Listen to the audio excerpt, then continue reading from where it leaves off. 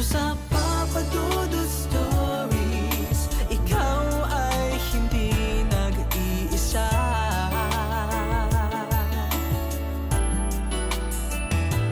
Dito sa Papa Dudut Stories, may nagmamahal sa'yo. Papa Dudut Stories, Papa Dudut Stories. Dear Papa Dudut, sa lahat po ng mga nakatutok ngayon, huwag kalimutan na mag-like, mag-share at mag-subscribe.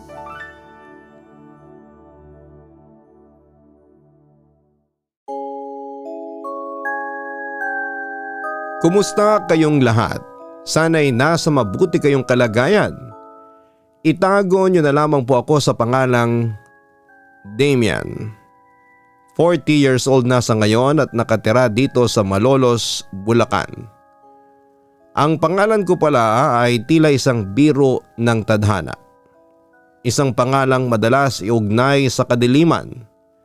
Bagaman ang tanging hangad ko lamang ay ang liwanag.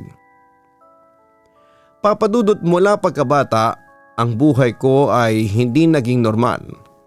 Habang ang ibang bata ay natatakot sa dilim o sa multo sa ilalim ng kama, ako ay may ibang kinakatakutan. Ang numerong 666. Sa medisina tinatawag itong hexacosioe hexaconta hexaphobia. Para sa iba ay isa lamang itong kakaibang salita na mahirap bigkasin. Pero para sa akin ay ito ay isang kulungan. Nung ako ay 7 taong gulang, ang mundo ay binubuo lamang ng apoy ng Crayola, ang lasa ng paborito kong candy at ang init ng kamay ng aking ina habang naglalakad kami patungo sa parokya tuwing linggo. Ngunit ang linggong yon ay kakaiba. Ang hangin sa loob ng simbahan ay tila masinsin at malagkit, na parabang bawat hininga ko ay may kasamang alikabok ng nakalipas na 100 taon. Nakatitig ako sa dambana. Ang usok mula sa insenso ay hindi pa itaas ang lipad. Sa aking mga mata, ito ay gumagapang sa sahig na parang mga puting ahas na naghahanap ng mabibiktima. Nagsimulang magsalita ang pari, ngunit ang bawat kataga niya ay unti-unting nawawala ng hugis. Ang sumainyo ang Panginoon ay naging isang mahabang ungol na tila nang gagaling sa lalamunan ng isang hayop na nalulunod sa putik.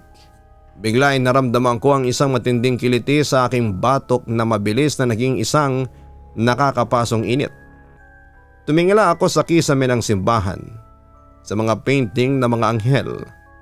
Ang kanilang mga muka ay nagsimulang matunaw gaya ng sa kandila. Ang kanilang mga pakpak ay nalagas at ang mga balahibo ay naging mga itim na uod na nahuhulog sa mga deboto sa ibaba. Ngunit ang pinakamatindi ay ang mga estatwa.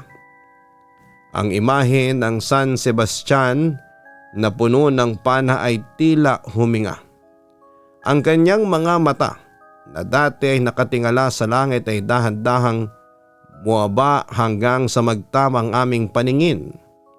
Nakita ko ang pagagos ng isang malapot at itim na likido mula sa kanyang mga sugat. Hindi dugo, kundi isang bagay na mas maitim pa sa gabi. Doon ko unang narinig ang numero. Hindi ito binigkas ng boses ng tao. Ito ay isang kuro ng libu-libong bulong na nagmumula sa ilalim ng aking kinakaupuan. 666 paulit-ulit. Ang bawat bigkas ay tila isang dagok sa aking dibdib. Sinubukan kong takpan ang aking mga tenga, ngunit ang boses ay nanggagaling sa loob mismo ng aking bungo. Naramdaman ko ang paglamig ng aking mga kamay. Ang aking mga kuko ay nagsimulang maging kulay lila. Sa harapan ng aking mga magulang, ang aking katawan ay biglang tumigas na parang bakal. Ayon sa kwento ng aking ina, ang aking mga mata ay tumirik hanggang sa tanging puti na lamang ang makikita. Demian, Demian, anong nangyari sa iyo? Ang sigaw ng aking ama, ngunit ang boses niya ay tila nanggagaling sa dulo ng isang napakahabang tunnel. Hindi ko na kontrolado ang aking dila. Naramdaman ko ang pag-alon ng aking tiyan. At mula sa aking lalamunan ay lumabas ang isang boses na hindi sa akin. Ito ay malalim, basag at puno ng puot. Nagsalita ako ng mga salitang ang kahulugan ay nalaman ko na lamang noong ako ay malaki na. Este locus meos, este puer meus Nang ibig sabihin, ito ang aking lugar. Ang batang ito ay akin. Bigla akong bumagsak sa sahig. Ang marmol na sahig ng simbahan ay tila naging malambot na putik na gustong lumamon sa akin. Ang aking mga buto ay nagsimulang tumunog. Isang nakakangilong crack na tila binabali ang bawat dugtungan ng aking katawan. Ang aking likod ay nag-arko sa paraang imposibleng gawin ng isang normal na bata. Ang aking ulo ay tumama sa semento, ngunit wala akong naramdamang sakit. Tanging galit lamang na hindi ko maipaliwanag. Sa paligid ko, ang mga tao ay nagsimulang magdasal ng malakas. Ngunit ang kanilang mga dasal ay tila mas lalong nagpakulo sa aking dugo. Bawat Aba-Ginoong Maria ay tila mga latigo na humahampas sa aking balat. Nagsimula akong sumigaw, isang mahaba at nakakapangilabot na tili na nagpabasag sa ilang bintanang dikolor o stained glass ng simbahan. Ang mga bubog ay bumagsak na parang ulan at isa sa mga ito ay nagguhit ng sugat sa aking braso. Nang tingnan ko, ang sugat ay hindi dugo ang lumabas. Ito ay isang itim na usok na may amoy ng sunog na asupre. Doon sa gitna ng kahulugan ay nakita ko siya sa unang pagkakataon. Sa likod ng dambana sa anino ng krus, nakatayo ang isang figurang walang mukha. May hawak na 3 piraso ng nagniningas na uling. Inilatag niya ang mga ito sa hangin at ang bawat uling ay bumuo ng numerong 6. Nawalan ako ng malay nang ang huling 6 ay tila pumasok sa aking dibdib na nag-iwan ng isang marka ng pagkapaso na kahit kailan ay hindi na nabura sa aking isipan. Nagising ako makalipas ang 3 araw sa isang kwartong puro puti, nakagapos sa mga kamay at may mga doktor na tinitingnan ako na tila ba ako ay isang insektong dapat pag-aralan. Yon ang katapusan ng aking pagkabata at ang simula ng aking mahabang pakikipagtuos sa kadiliman. Samantala, palaging sinasabi nila na sinapian daw ako. At pagkatapos ng insidenteng yon ay hindi exorcist ang tumulong sa akin kundi mga doktor. Ang diagnosis, meron daw akong schizophrenia. Lumipas sa mga taon sa tulong ng mga gamot tulad ng clozapine, risperidone at kung ano-ano pang kemikal, naitago ko ang mga boses. Nakatapos ako ng pag-aaral, nakahanap ng trabaho at sinubukang mamuhay ng normal. Ngunit ang numero ay laging nandun. Samantalang naging maayos ang trabaho ko noon bilang scriptwriter, kung saan na mga multong kinakatakutan ko noon ay ginawa ko na lamang mga karakter sa mga TV series na sinusulat ko. Ngunit ang kadiliman gaya ng tubig ay laging nakakahanap ng bitak. Nagsimula ito sa maliit na bagay, mga coincidence, na tila nanunukso. Isang hapon habang nag-i-edit ako ng script sa isang mataong coffee shop, biglang tumigil ang playlist sa aking headphones. Ang tanging narinig ko ay isang static na tunog, manipis at matinis, na unti-unting nagiging isang mahabang ugong. Nang tingnan ko ang aking laptop, ang word count ng dokumentong ginagawa ko ay huminto na sa 666. Akala ko ay nagkamali lamang ako ng tingin.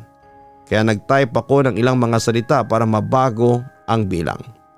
Ngunit sa bawat pindot ko sa keyboard, ang mga letra sa screen ay nagiging simbolo ng krus na nakabaliktad. Guni-guni lang to, bulong ko sa sarili habang pinapahid ang malamig na pawis sa aking noo. Pero nang dumating ang resibo para sa aking kape, naramdaman ko ang paglamig ng aking sikmura. Total 166 pesos. Ngunit ang sukli sa aking 500 ay may kalakip na voucher na may serial number na nagtatapos sa 666. Hindi nagtagal, ang mga numerong ito ay nagsimulang magpakita sa mas pisikal na anyo.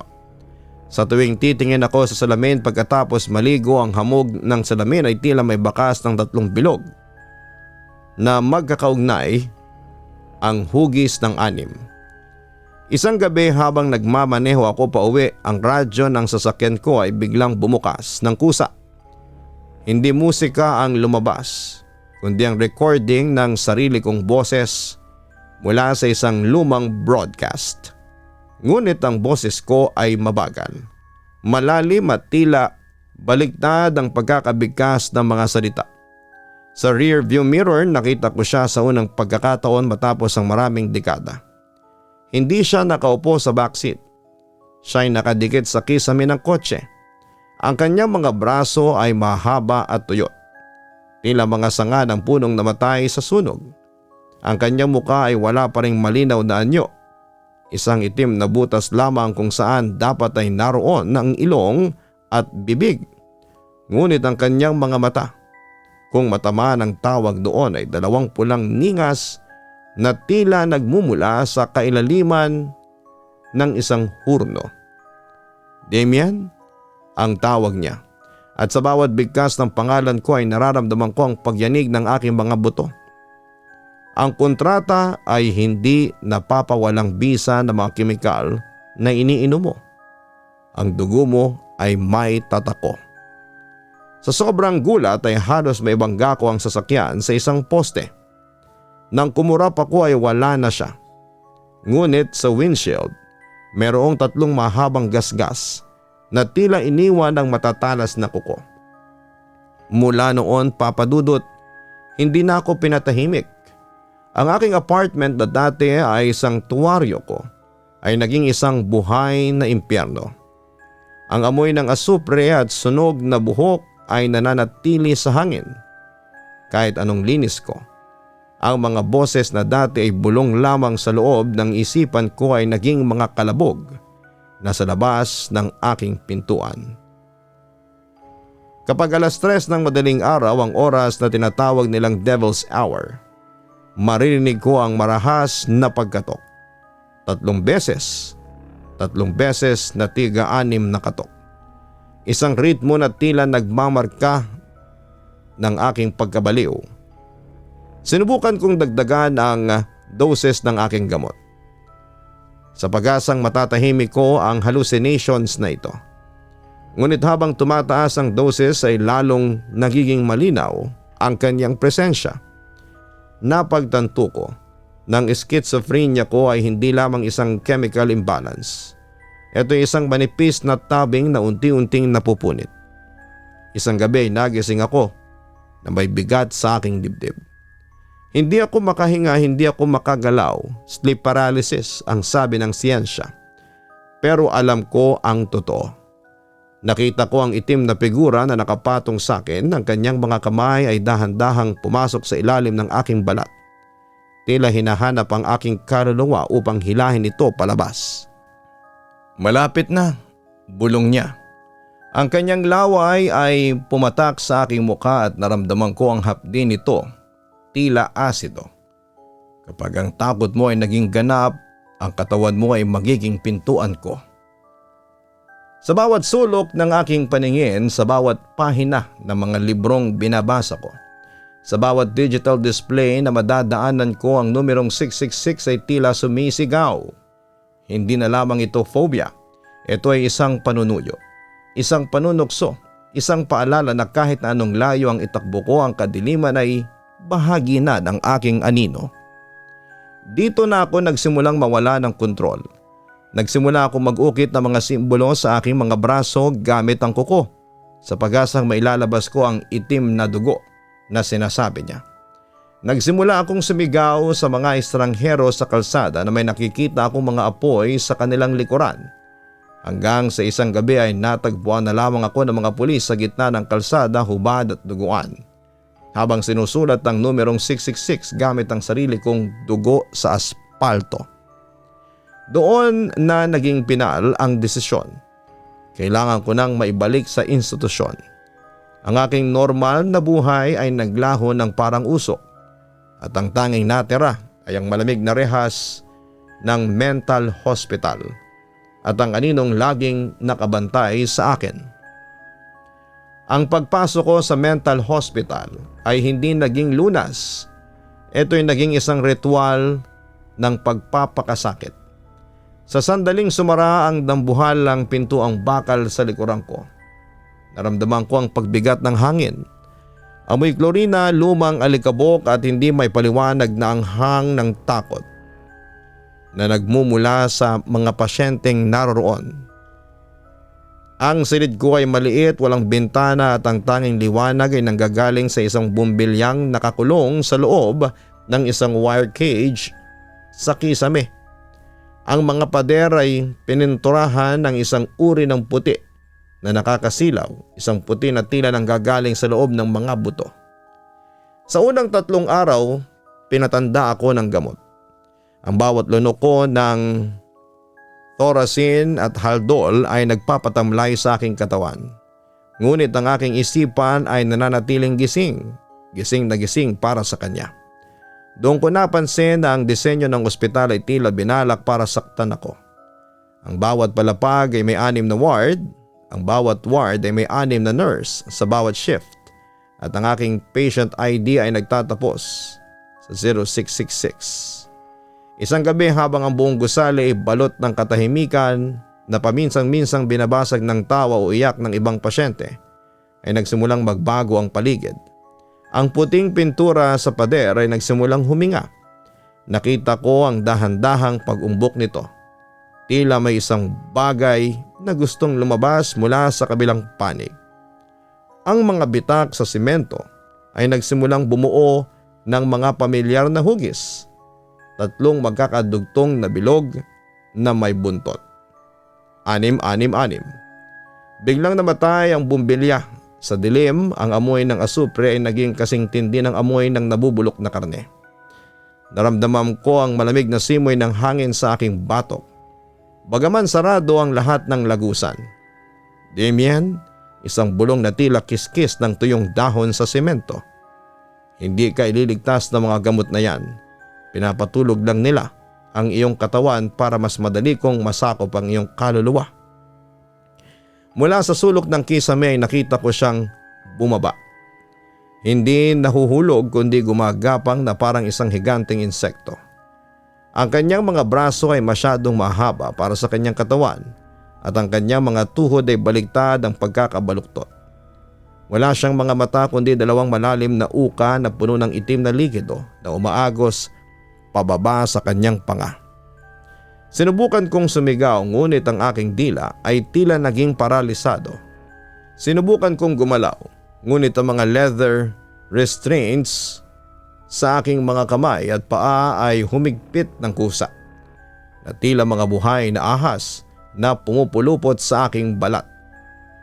Inilapit niya ang kanyang mukha sa akin. Narinig ko ang lagotok ng kanyang mga buto sa bawat paggalaw. Ang kanyang hininga ay mainit at may lasa ng bakal. Sa bawat paghinga niya ay nakikita ko ang mga numerong 666 na tila nakatatak sa kanyang mga gilagid sa halip ng ngipin. Akala mo ba ay sakit lamang ito? Tanong niya. Habang ang isang matulis at itim na kuko ay dahan-dahang gumuguhit sa aking dibdib. Sapat lang para mag-iwan ng pulang bakas pero hindi sapat para magpadugo ng husto. Ang schizophrenia ay ang pangalang ibinigay ng mga tao sa kakayahang makakita sa kabila ng tabing. Hindi ka sira, Damien. ikaw ay bukas. At dahil bukas ka, ako ay papasok. Sa loob ng ilang linggo sa ospital, ang bawat gabi ay naging isang siklo ng torture. Sa umaga, titingnan ako ng doktor susulat sa kanilang mga clipboard at daragdagan ang dosage ng aking gamot dahil sa lumalalang hallucinations. Hindi nila alam na sa bawat pagtaas ng dosage ay mas lalong humihina ang aking depensa. Nagsimulang magpakita ang numero sa lahat ng dako. Sa mga pattern ng pagkain sa tray, sa mga anino ng rehas sa bintana, hanggang sa mga tahi sa uniforme ng mga nurse. Ang buong ospital ay naging isang dambuhalang simbahan para sa kadiliman at ako ang nakahain sa altar. Nararamdaman ko na unti-unti ang pagkawala ng aking sarili. Ang Damian na kilala ko ay unti-unting kinakain ng aninong yon. Ngunit sa pinakamadilim na sandali noong ang kuko niya ay nakaturo sa aking lalamunan at ang numerong 666 ay nagliliyab na sa bawat sulok ng aking paningin. Doon ko naramdaman ang isang bagay na hindi ko inaasahan. Hindi takot kundi puot. Ang puot na ito ay naging mitsa. Napagtanto ko na ang impyernong ito ay hindi gawa ng numero at hindi rin ito gawa ng ospital. Ito ay isang digmaan sa pagitan ng aking kalooban at ng isang bagay na nagnanais na gamitin ang aking kahinaan. Sa loob ng puting pader na yon ay natutunan ko ang tunay na demonyo ay hindi lamang numerong 666, kundi ang paniniwalang wala na akong kapangyarihan laban dito. Samantala ay dumating ang gabi ng aking pinakamabigat na pagsubok, ang gabing itinakda ng aking sariling isipan, o marahil ng isang mas masamang nilalang bilang katapusan. Ang puting silid sa mental hospital ay hindi na amoy antiseptic. Amoy nabubulok na itlog ito at malansang dugo. Ang ilaw sa kisame ay hindi na sumisindi, ngunit ang silid ay nababalot ng isang kakaibang pulang liwanag na tila nanggagaling mismo sa ilalim ng aking balat. Nakatali ang aking mga kamay at paa sa mga leather restraints ng kama. Ramdam ko ang bawat hibla ng tela na humihigpit sa aking pulso. Habang ako ay nagpupumiglas, sa sulok ng silid ay unti-unting humuhulma ang isang itim na usok. Naging isang figurang pamilyar pero mas nakakapanghilakbot ngayon. Ang demonyo ay wala ng balat. Ang bawat hibla ng kanyang kalamnan ay nanginginig at bumubula. At sa gitna ng kanyang noo ay nakaukit ang 3-6 na tila uling na nagbabaga. Damian? Ang boses ay hindi lamang narinig ng aking tenga. Naramdaman ito ng aking mga buto. Sumuko ka na. Ang katawang ito ay isang maruming sisidlan na punit-punit na. Hayaan mong ako ang magtahi nito. Sa bawat hakbang niya papalapit, ang mga monitor sa labas ng aking silid ay nagsimulang tumunog ng sabay-sabay. Naririnig ko ang sigaw ng ibang pasyente sa kabilang kwarto. Ang kanilang mga kaluskos at pagmamakaawa, ngunit alam ko ng sandaling yon, ako ay nasa isang dimensyong kami lamang ang naroroon. Biglang tumigil ang lahat ng tunog, katahimikan, isang nakakabinging katahimikan. Tinapat ng nilalang ang kanyang mukha sa akin, ang kanyang mga mata ay walang balintataw. Puro puti na may kulay pulang ugat. Inabot niya ang aking dibdib at dahan-dahang bumaon ang kanyang matutulis na kuko sa aking balat. Ramdam ko ang init, ang hapde at ang unti-unting pagtulo ng dugo. Sa bawat patak, bumubuo ito ng numerong 666 sa aking puting gown. Doon ako napuno, Papa Dudut. Ang takot na nagpaparalisa sa akin simula pagkabata ay biglang nag-iba ng anyo. Naging purong galit ito. Galit para sa batang Damian na hindi nakapaglaro dahil sa takot sa numero. Galit para sa binatang Damian na hindi nakipagkaibigan dahil sa takot na tawaging baliw. Hindi, bulong ko. Hindi mo ako makukuha. Baliw ka, Damian. Sino ang maniniwala sa iyo? Kahit ang sarili mong isipan ay kalaban mo na. Pangungutya pa ng demonyo. Tama ka. Sagot ko habang tinitiis ang sakit ng kanyang mga kuko sa aking laman. Baliw ako ayon sa kanya at kung ang isipan ko ang gumawa sa iyo, ang isipan ko rin ang may kapangyarihang pumatay sa iyo. Ipinikit ko ang aking mga mata ng mariin, sa loob ng aking isipan ay binuo ko ang isang imahe. Hindi ang demonyo kundi ang numerong 666, ngunit sa pagkakataong ito, hindi ko ito tinignan bilang marka ng halimaw. Ginawa ko itong abo. Sa bawat tibok ng puso ko ay iniisip ko ang bawat anim na nagiging alikabok sa hangin. 6, 5, 4. Binilang ko ang bawat numero pababa hanggang sa mawalan sila ng kapangyarihan. Naramdaman ko ang pagluwag ng mga tali sa aking pulso. Hindi dahil may natatanggal kundi dahil sa loob ng aking isipan, wala na akong nararamdamang limitasyon. Idinilat ko ang aking mga mata at tinitigan ang nilalang ng diretsyo sa kanyang mga puting mata. Wala akong binigkas na kahit na anong dasal o ritual. Ginamit ko ang tanging sandata na meron ako, ang aking realidad. Isa kang hallucination na pinapakain ng takot ko. Sabi ko nang may buong kumpiyansa, at ngayon ay gutom na ako sa katotohanan. Isang nakakangilong tili ang kumawala sa bibig ng demonyo. Ang kanyang anyo ay nagsimulang gumuho, tila isang kandilang natutunaw sa tindi ng init. Ang pulang liwanag sa silid ay dahan-dahang pumuti. Ang amoy ng asupre ay napalitan ng amoy ng malinis na hangin na nanggagaling sa bukas na bintana.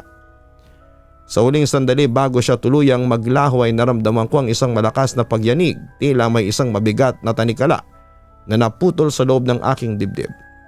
Ang bigat na dinala ko sa loob ng 2 dekada ay biglang nawala, Papa Dudut.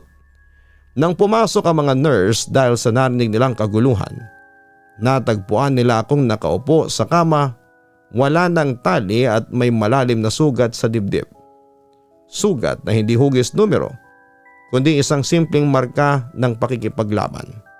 Doon ko nalaman na ang tunay na exorcism ay hindi lang nangyayari sa simbahan. Minsan, nangyayari ito sa pinakamadilim na sulok ng ating sariling kamalayan, kung saan ay kailangan nating aminin na ang ating mga halimaw ay tayo rin ang lumilika at tayo din ang makakatalo. Makalipas ang ilang buwan, diniklara ng mga doktor na stable na ako. Ang aking schizophrenia ay nasa remission. Nakalabas ako ng ospital at unti-unting binuo ang aking buhay. Nakahanap ako ng trabaho sa isang library, isang tahimik na lugar kung saan ang mga numero ay ginagamit lamang para sa Dewey Decimal System. Ngunit hindi ibig sabihin natapos na ang lahat. Minsan kapag malalim na ang gabi at tahimik na ang paligid ay nananaginip pa rin po ako. Nakikita ko ang isang digital clock na huminto sa 666, isang imposibleng oras. Nararamdaman ko ang isang malamig na kamay sa aking balikat.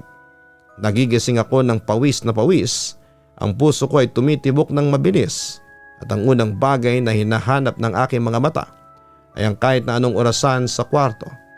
Kapag nakita kong 3:15 AM or 4 AM na, doon lamang ako nakakahinga ng maluwag. Alam ko na ang kadiliman ay laging naghihintay sa gilid ng aking paningin. Ang demonyo ay hindi nawala. Naghihintay lamang siya na muli akong matakot. Pero sa tuwing makikita ko ang numerong yon sa plate number sa resibo o sa telepono, ay humihinga ako ng malalim. Hindi na ako ang batang nanginginig sa takot. Ang numerong 666 ay isa na lamang paalala na minsan na akong bumaba sa impyerno ng aking isipan at nagawa kong bumalik ng buo. Papa Dudut, ito lamang ang maibabahagi ko sa inyo.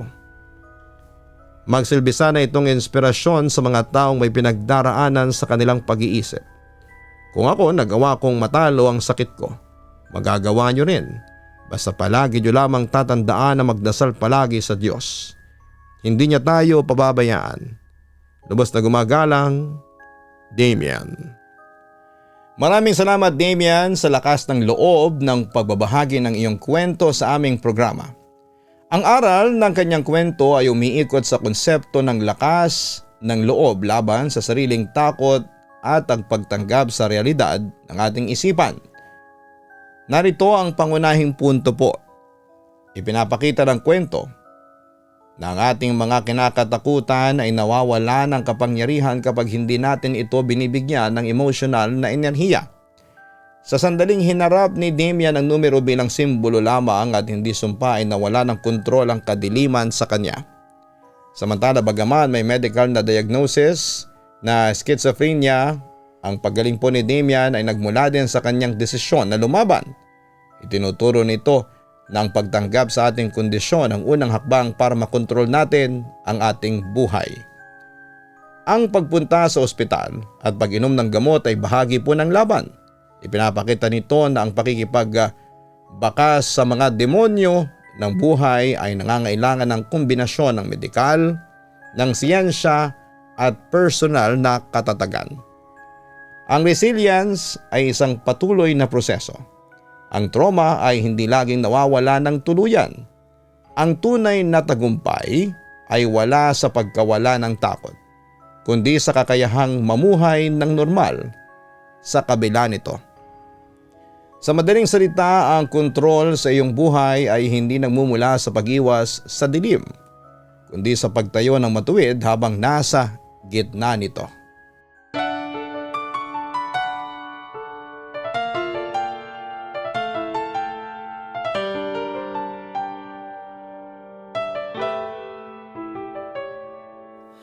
Ang buhay ay mahiwaga, laging may lungkot at saya. Sa Papa Dudut Stories, laging may karamay ka.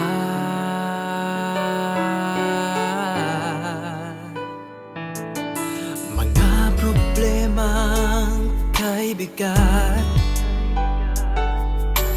dito ay pakikinggan ka. Sa Papa Dudut Stories, kami ay iyong kasama. Dito sa Papa Dudut Stories, ikaw ay hindi nag-iisa.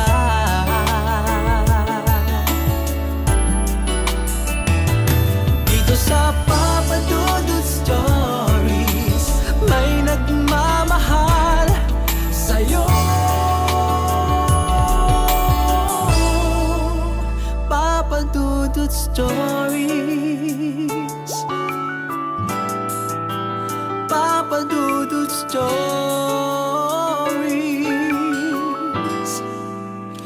Papa Dudut Stories.